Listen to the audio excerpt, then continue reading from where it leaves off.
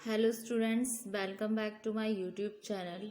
Students, previous वाले video में जो आपका सब्जेक्ट है बिजनेस लॉ, उसमें हमने पढ़ा था contents of contract of sales में हम पढ़ चुके थे गुड्स के बारे में। ठीक है, कि गुड्स क्या होता है और इसके टाइप्स क्या होते हैं। हमने उसका पूरा इंट्रो पूरा डिस्क्रिप्शन पढ़ा, गुड्स क्या होते हैं। फिर दूसरा हेड है आपका कंटेंट्स में ऑफ सेल कॉन्ट्रैक्ट में प्राइस क्या होता है। ठीक है, तो the price in a contract of sale means the money consideration for a sale of goods. Price क्या होता है कॉन्ट्रैक्ट में, सेल के कॉन्ट्रैक्ट में, इसका मतलब होता है ये मनी कंसिडरेशन होता है for a sale of goods, किसी गुड्स के सेल के संबंध में, जिसको हम दिया गया है सेक्शन 2 में, सब सेक्शन 10 में। It forms an essential part of the contract, जो कि फॉर्म करता है एक एसेंशियल पार्ट को कॉन्ट्रैक्ट के। It must be expressed in money, जिसको हम एक्सप्रेस कर सकते हैं मनी की फॉर्म में। It is the consideration for the transfer और agreement to transfer the property in goods. ये क्या एक तरीके से कंसिडरेशन है ट्रांसफ़र के लिए, या फिर agreement to transfer the property goods के कॉन्टेक्स्ट में, from the seller to the buyer, यानी कि सेलर से बायर के लिए। मतलब ये क्या एक तरीके से कंसिडरेशन है, ट्रांसफ़र है प्रॉपर्टी का, या फिर एग्रीमेंट है transfer the property from the seller to the buyer, यानी कि विक्रेता से क्रेता के बीच में जो संबंध है वो कंसिडरेशन है, जिसमें हम ट्रांसफ़र करते हैं प्रॉपर्टी को। ठीक है, it is not essential that the price should be fix. ये ज़रूरी नहीं है कि प्राइस जो है वो निश्चित हो, फिक्स्ड हो। ठीक है, at the time of sale, मतलब जब आप सेल करें।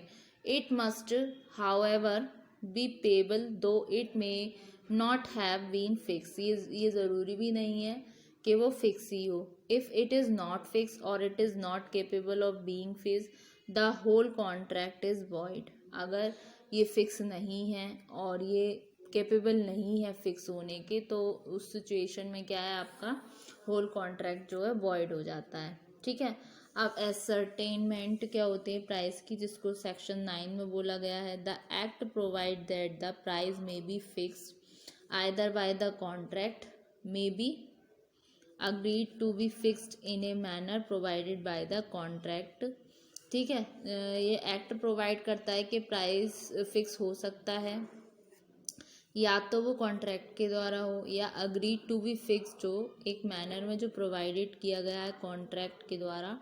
It may be determined by the course of dealings between the parties, और ये हो सकता है कि वो डिटरमाइंड हो by the course of dealings जो पार्टीज के बीच में होती है। In case price is not capable of being fixed, अगर किसी दशा में प्राइस कैपेबल नहीं है कि वो फिक्स हो सके, in any of the ever ways, इनमें से किसी वेज में, तो the buyer is bound to pay reasonable price.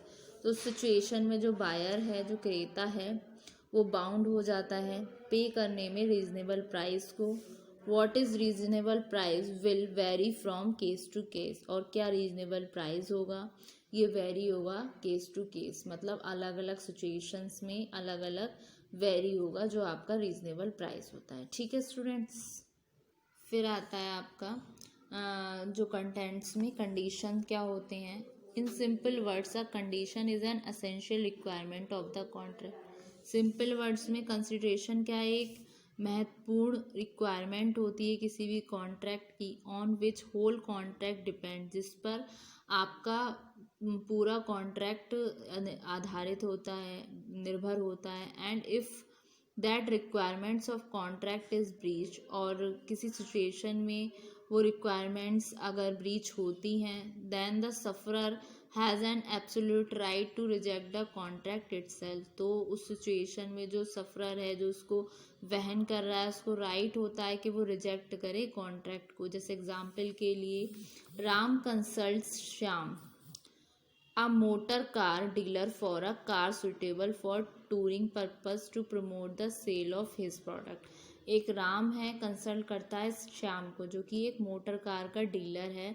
वो उसको बोलता है कि उसको एक कार चाहिए जो सुटेबल हो टूरिंग पर्पस के लिए, जिससे वो प्रमोट कर सके सेल को, अपने प्रोडक्ट की सेल को। तो श्याम सजेस्ट करता है उसको मारुति कार, और Shyam accordingly buys it from Shyam. तो श्याम सजेस्ट करता है मारुति कार और श्याम के अकॉर्डिंगली ये खरीद ली उसने कार। तो कार जो है turns out to be unfit for touring purpose. इस सिचुएशन में क्या हुआ, कार जो है अनफिट हुई टूरिंग पर्पस के रिगार्डिंग, ठीक है। तो यहाँ पर टर्म है कि car should be suitable for touring purpose is a condition of the contract. इस सिचुएशन में क्या था, जो कंडीशन थी वो ये थी कि कार होनी चाहिए टूरिंग पर्पस के लिए। तो यहाँ पर ये एग्जाम्पल के थ्रू पता चला कि कंडीशन एक्चुअल में क्या होती है। फिर आती है वारंटी। वारंटी क्या होती है, a warranty is a stipulation. Warranty क्या है, एक स्टिपुलेशन है collateral to the main purpose, ठीक है। Collateral to the main purpose,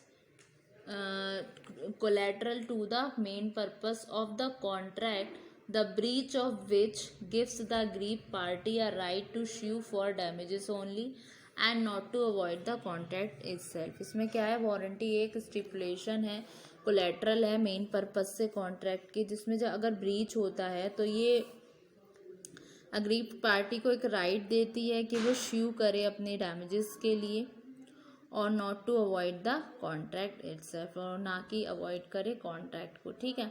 ये तो था आपका कंडीशन और वारंटी, ठीक है। तो वारंटी में जैसे आपने देखा होगा, जब आप कोई गुड्स परचेज करते हैं तो उसके साथ वारंटी कार्ड मिलता है। वारंटी कार्ड चाहे वो 2 साल का हो, 1 साल को हो, वो डजेंट मैटर। तो जो गिवन पर्टिकुलर टाइम पीरियड होगा, सिचुएशन में क्या है, अगर आपका कोई जो आप प्रोडक्ट खरीद के लाए उस बीच वो ख़राब आता है, हो जाता है, तो उस सिचुएशन में आप उसको उस डैमेज के लिए वापस से जा सकते हो, उसके पास क्लेम कर सकते हो। तो वो क्या करेगा, आपको या तो उसका मेंटेनेंस करके देगा, वैसे वो मेंटेनेंस ही करके देता है, तो ये हो जाता है आपका वारंटी, ठीक है। अब स्टूडेंट्स आप पढ़ते हैं इन दोनों के बीच में डिफरेंस, कि कंडीशन और वारंटी में क्या डिफरेंस होते हैं, ठीक है। फिर आता है difference between condition and warranty. तो फर्स्ट डिफरेंस है, इसको मैंने टेबुलर फॉर्म में बनाया है, basis of difference condition then warranty. First है meaning, a condition is the stipulation which is essential to the main purpose of the contract. Condition क्या है, एक स्टिपुलेशन है जो कि एसेंशियल होती है मेन पर्पस के लिए कॉन्ट्रैक्ट की। फिर A warranty is a stipulation which is collateral to the main purpose of the contract। मतलब यहाँ पर क्या है, ये essential है और दूसरी तरफ ये collateral है। तो एक तो ये डिफरेंस हुआ। फिर सेकंड बेसिस ऑफ डिफरेंस आता है इम्पोर्टेंस। कंडीशन क्या होती है, असेंशियल है to the main purpose of contract. Condition आपकी एसेंशियल होती है to the main purpose of contract, और दूसरी ओर वारंटी क्या है, ये सिर्फ कोलैटरल है to the main purpose of contract, ठीक है। फिर ये डिफाइंड किस में है, ये सेक्शन 12 में डिफाइंड है, और सब सेक्शन 2 में Indian sale of goods act 1930 में जो आपकी टर्म है कंडीशन, दूसरी तरफ जो आपकी टर्म है यहाँ पर वारंटी, ये सेक्शन 12 में है, और सब सेक्शन 3 में है आपके Indian sale of goods act 1930 में। कंडीशन क्या है, एक तरीके से स्टिपुलेशन है, असेंशियल है मेन पर्पस के लिए कॉन्ट्रैक्ट की। The breach of which gives the aggrieved party a right to repudiate the contract itself, जिसमें वो रेपुडिएट करने का राइट देती है। दूसरी तरफ वारंटी एक स्टिपुलेशन है, कोलैटरल है मेन पर्पस पे कॉन्ट्रैक्ट की। अगर कुछ ब्रीच होता है तो उसमें अग्रीव्ड पार्टी को एक राइट मिलता है कि वो स्यू कर सकती है अपने डैमेजेस के लिए, और not to avoid the contract itself, ठीक है। फिर ये डिफाइंड हो गया, व्हाट इज इट, ये क्या है। कंडीशन जो है ये डायरेक्टली एसोसिएटेड होती है with the objective of the contract. ये डायरेक्टली एसोसिएटेड है उद्देश्य से कॉन्ट्रैक्ट के। It is subsidiary provision related to the object of the contract. ये सब्सिडरी प्रोविज़न है जो कि रिलेटेड होता है ऑब्जेक्ट ऑफ द कॉन्ट्रैक्ट। फिर नेक्स्ट आता है इसमें कंडीशन में result of breach, termination of contract, इसमें क्या है, कॉन्ट्रैक्ट टर्मिनेट होता है। On the other hand warranty में क्या है, claim damages for the breach. इसमें क्या करते हैं, इसमें हम कॉन्ट्रैक्ट को टर्मिनेट कर देते हैं, निष्कासित कर देते हैं कंडीशन में एकदम से। और दूसरी तरफ क्या है, वारंटी में हम क्लेम करते हैं उस डैमेज के लिए जो ब्रीच के लिए होता है, ठीक है। इसमें जो है बायर के पास एक ऑप्शन होता है, वो ट्रीट करे कंडीशन को एज अ वारंटी और डिटरमाइन करे अपनी रेमेडीज़ को इसके अकॉर्डिंगली। लेकिन इसमें क्या होता है, आपकी वारंटी में जो बायर होता है उसके पास कोई ऑप्शन नहीं होता कि वो ट्रीट करे वारंटी के लिए एज अ कंडीशन के फॉर्म में, ठीक है। तो ये इसका यूज डिफरेंस हो गया।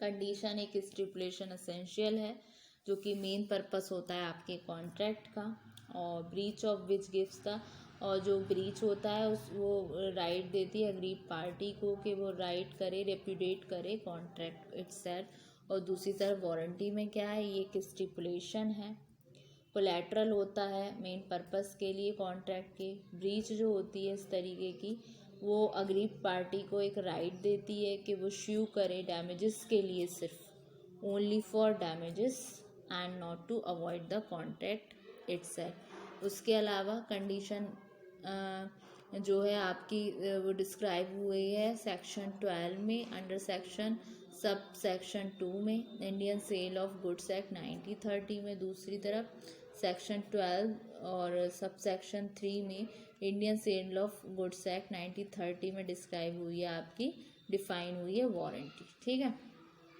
और ये जो कंडीशन है ये डायरेक्टली एसोसिएटेड होती है ऑब्जेक्टिव ऑफ द कॉन्ट्रैक्ट के साथ, और दूसरी तरफ जो वारंटी है वो सब्सिडरी प्रोविज़न है जो रिलेटेड है ऑब्जेक्ट ऑफ द कॉन्ट्रैक्ट के साथ। और दूसरी तरफ इसमें टर्मिनेशन ऑफ कॉन्ट्रैक्ट होता है कंडीशन में, वारंटी में क्लेम कर सकते हैं डैमेजेस के लिए फॉर द ब्रीच। तो होप सो स्टूडेंट आपको ये लेक्चर समझ आया। Thank you very much.